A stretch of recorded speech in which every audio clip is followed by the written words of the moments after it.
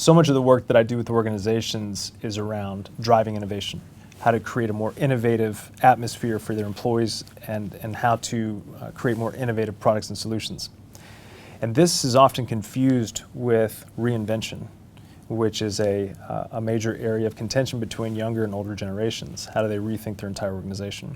But I also see this within individuals that I work with as well. Whether they're running an organization, they see that it's a desperate need of an overhaul, or they're looking at themselves in their own career and saying, I want to do something different. I've done this for 25, 30 years, I want to change this. And this is such an intriguing concept that I dedicated an entire book to it called Rethinking Reinvention.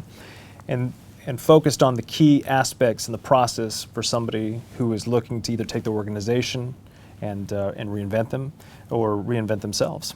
And first we have to start by really clearing up a few things. And one is that the major issues that organizations face when they're considering reinvention is they are dealing with those who believe that reinvention means you have to knock everything down, tear it from the ground up, and start from scratch. And those who have been in the organization for 25, 30 years are saying, we don't want to destroy everything we've worked so hard to build. And what that ultimately creates is a stalemate. Nobody can agree.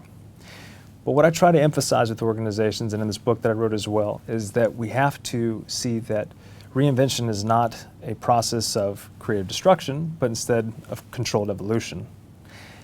And it's to build on everything that you've done before.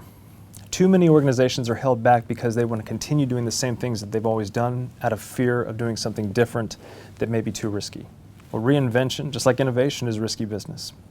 And there are three key areas, and I talk about this in the book, that you can focus on to help you rethink reinvention. And the first is that you have to reframe your vision of the future.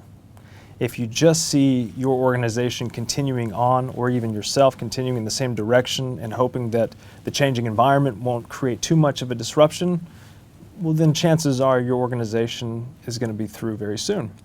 So you have to reframe your vision and outlook of the future. The next thing is that you have to rethink your value. You rethink your value proposition as to how is it that you can actually help and create success for others around you.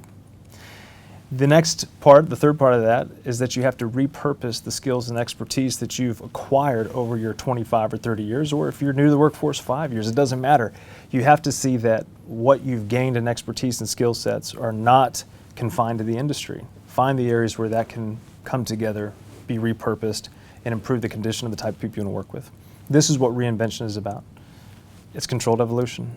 It's something that you can do, and it's something that doesn't have to create a divide between the younger and older folks that are working in your organization.